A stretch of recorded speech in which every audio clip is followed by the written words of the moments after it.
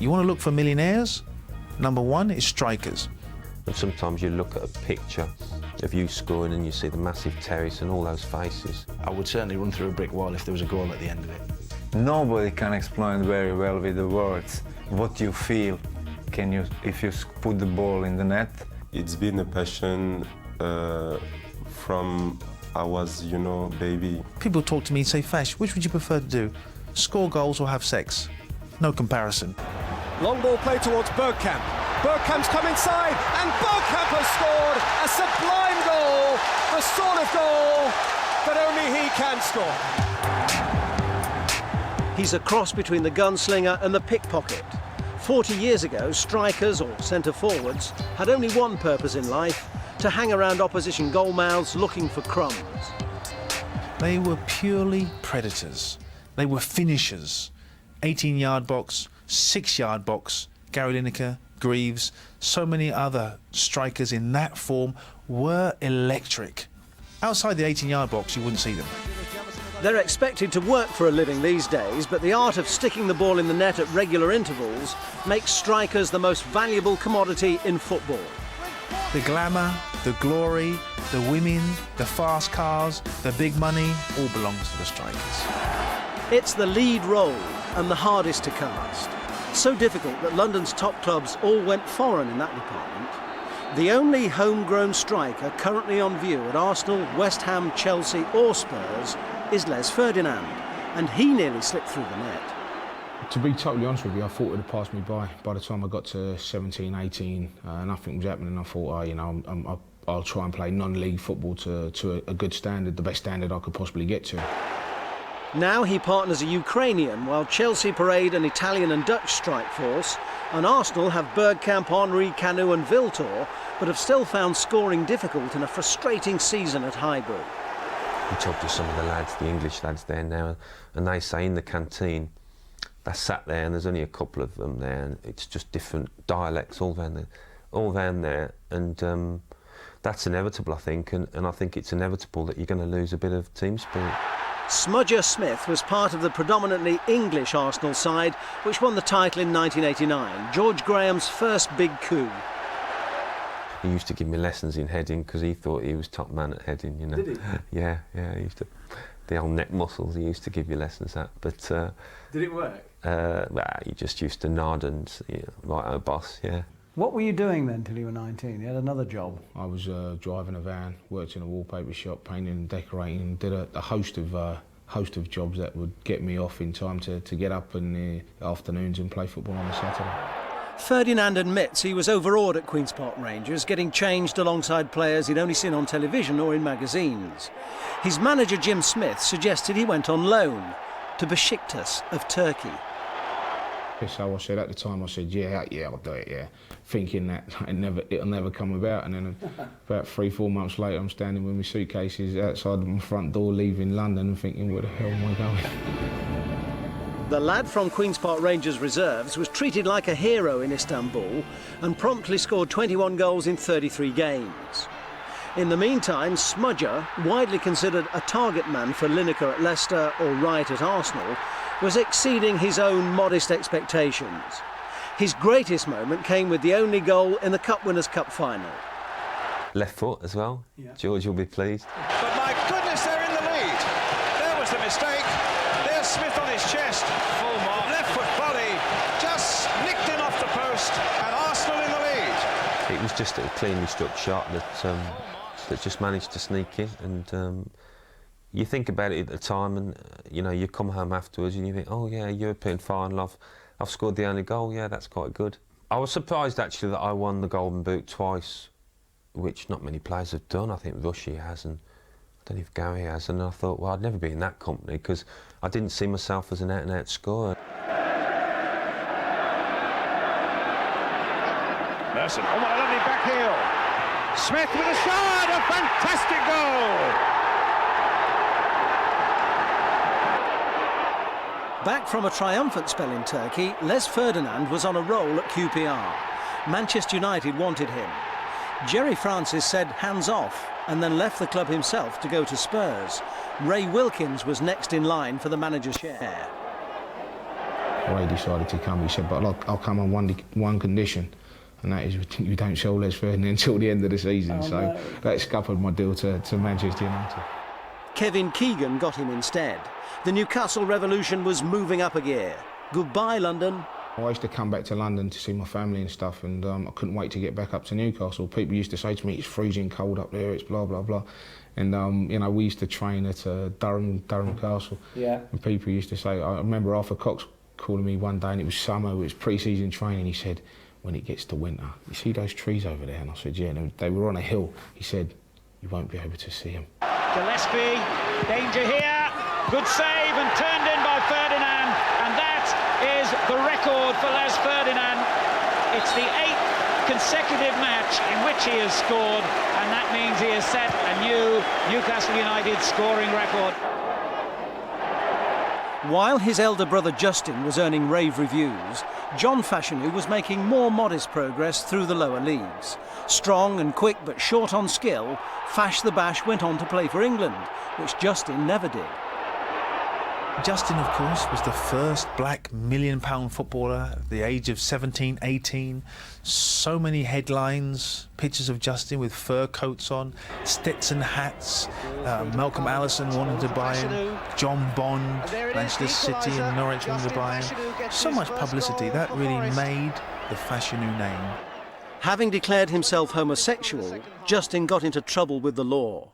His career had already fallen apart. He hanged himself in a lock-up garage in London in 1998.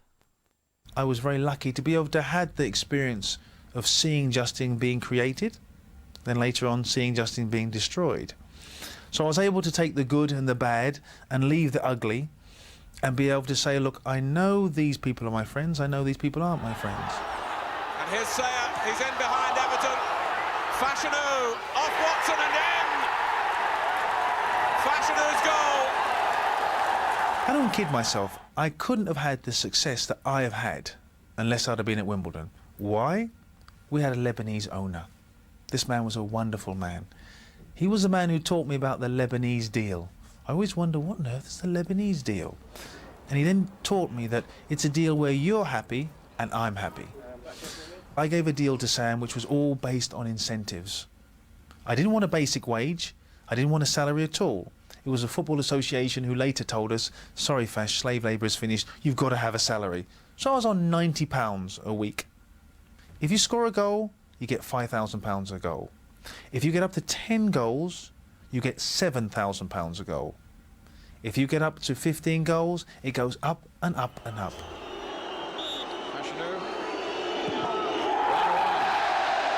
Sam loved it. We sat down at dinner at Scribes. He had a little bit of champagne, a little bit of sherry. I had my water, Perrier water. He loved it. We got home round about 2 o'clock, game on the Saturday. Later on that night, I got a telephone call at 4 o'clock. And it was Sam. There I was, laying in bed with my wife asleep. And all I got was, Fash, you be. Fash, you. I was going, what, Sam, what is it? He said, do you know how many goals you scored last season? I said, I don't know. I'm not sure, Sam. It's 4 o'clock in the morning. He said, 23 goals, Fash. I said, yeah, that's right. He said, well, you've just signed a contract for £5,000, £7,000, £10,000 per goal, depending on how you get to. He said, you have done me again, haven't you, Fash? And then just slammed the phone down. In part 2, West Ham's forgotten World Cup hero and the Fulham sensation. How a dreadlocked Frenchman and an Arsenal reject made Al Fayed's dream come true.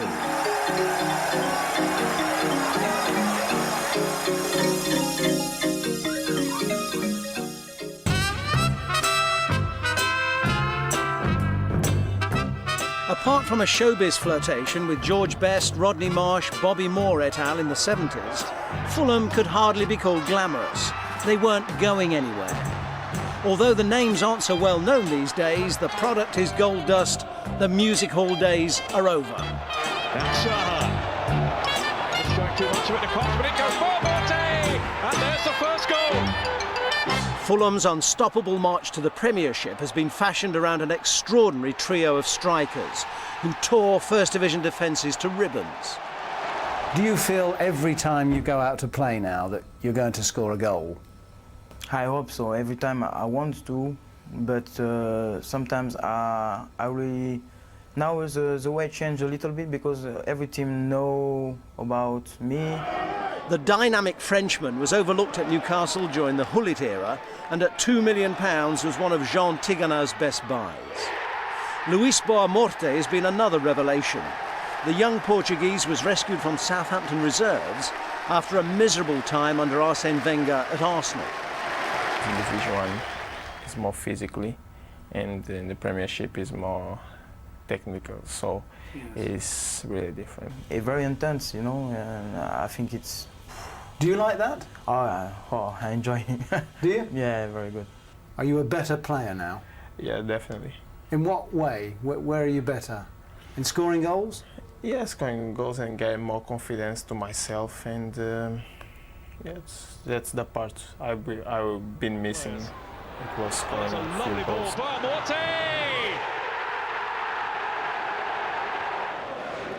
It's a second goal for Fulham. It's a second goal for Luis Boa Morte. Who's the best goal scorer of the three?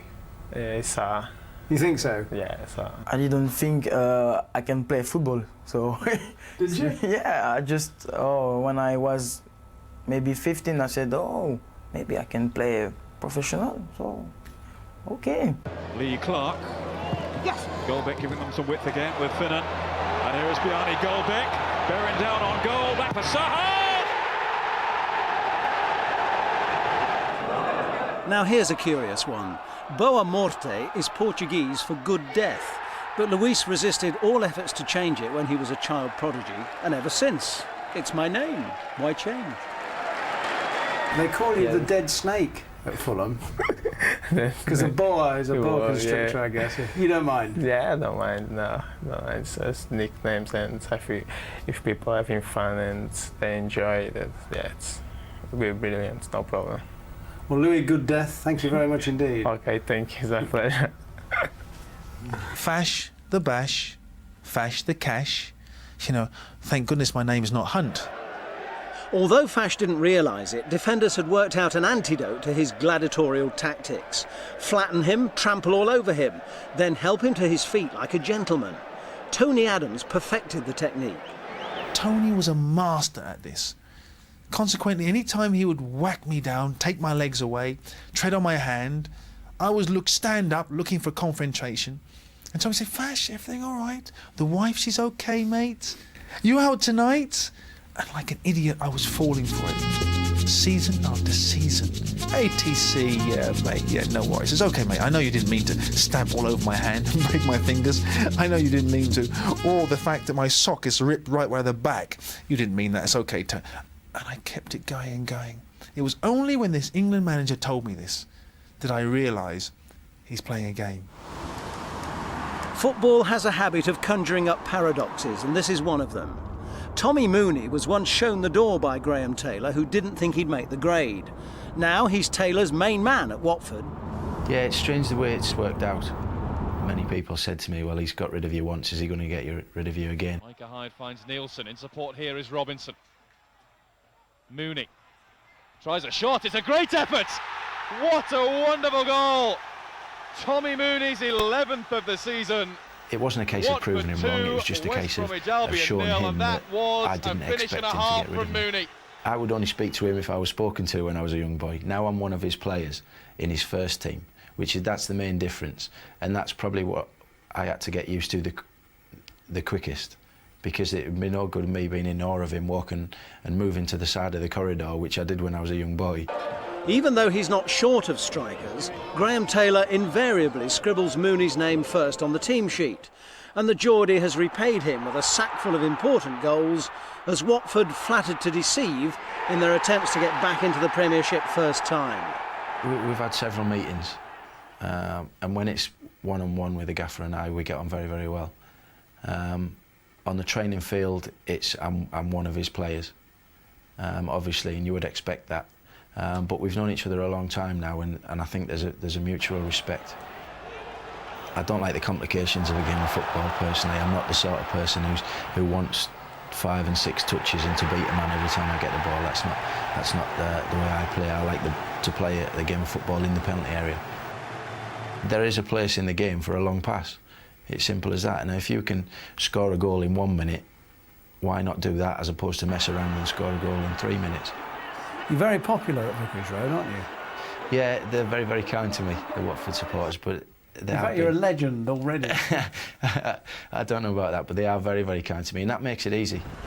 There are strikers and strikers. Tommy Mooney probably won't go down in history, but he's carved himself a nice little career on the fringes. Contrast that with the enigma from Croatia, Davor Suker, who dazzled in Euro '96 and at the last World Cup in France, won a Champions League medal with Real Madrid, but seems to have disappeared without trace since arriving in London. The first goal the Germans have conceded in this tournament, and a complete mess they made of it in defence, and you can't mess about with Suker. 1-1. If somebody told me in my childhood I will play with Maradona, I can't believe it. If you ask my family or my father and mother, when Davor started to play football, where is the top place of Davor? My father will tell you, in the middle, normal player in the national team maybe is coming, but never know. Not only did he win the Golden Boot as top scorer in France '98, but he helped to pilot Croatia to an unlikely third place behind France and Brazil. Of course, the bad things of the war is too many dead people, too many mothers losing their sons, and this is bad things. But in this position, you need give in the sports.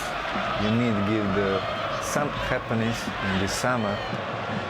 Here's an early chance for Suker to add to their misery. It's Croatia who lead in Paris. A goal within 30 seconds of the restart by Davor Suker.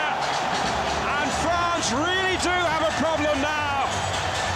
All those memories are rushing back. Are they to be beaten again in the semi on home soil? Before the World Cup, I think so. If you ask many people, where is Croatia? Many people think in one side of the Europe, but never know. And after the game against the France in the semi-finals, I think so. This is too many people all around the world know where is Croatia. You know, and this is one victory for us, and I'm so proud. He looked a good acquisition when Arsène Wenger signed him from Real Madrid, where a highly publicised affair with a Spanish TV presenter took the shine off his performances and condemned him to the shadows. Why did you leave Arsenal? In this moment, you know, I'm played not so many games, and Arsenal have, I think so, one of the best strikers in the world. And I'm decide talking about with Arsène Wenger, we decide is the best way maybe for next year go in the other club. For play, for enjoying football, for nobody enjoy staying in the bench. So he went to West Ham to join Harry Redknapp's collection of free spirits, and the same thing happened. Suker hardly got a kick. From top scorer in the World Cup to anonymity in England in 2 years, there must be a hidden agenda. My private life is my private life. I can't change this. Were you a bit of a playboy, though? No. That's not true? No, it's not true. It's not true. I have my girlfriends now, and I'm happy. You have several girlfriends? No, it's rumors. It's not true. Whatever. Suker's loss at West Ham has been Freddie Kanoute's gain. The Frenchman came from Olympique Lyon with a reputation for being difficult. The coach always telling us to eat well, to sleep well, everything. But I don't think, for me, I've always been bored with all that, you know, in France, because I thought it was too much, you know.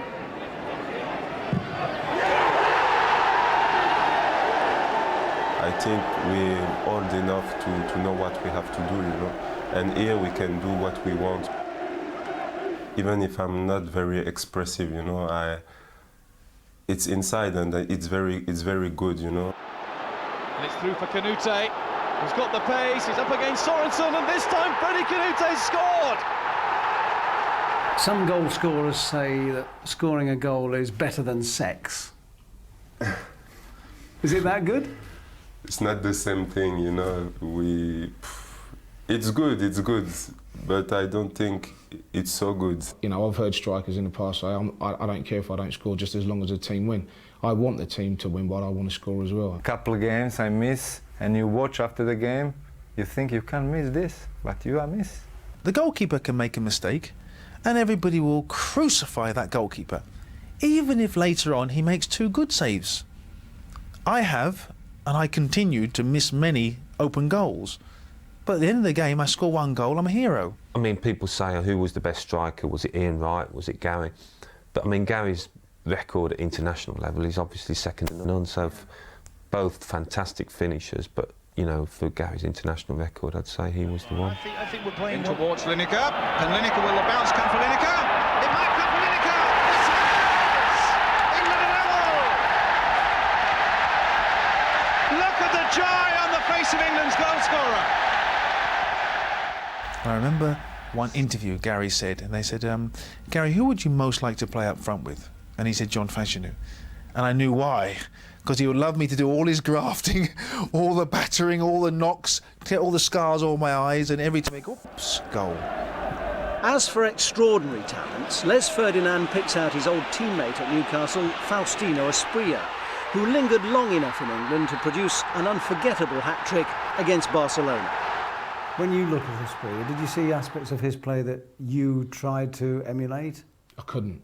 We used to call him the rubber man because he was so, you know, he was so sort of like elasticated, and the things he would do, like, you know, you just used to say, well, only Asprilla can do that, and you used to let him get on with it and concentrate on your own game. It is a pleasure going into work instead of working perhaps in an office for 8-9 hours, which when I left school I did that. So I know what it's like, I know the other side of the coin. Do you think you'll stay in England? Yeah, I really want, because it's a very good country for football. And for me, I enjoy my football now in this country, so I don't want to move. No chance.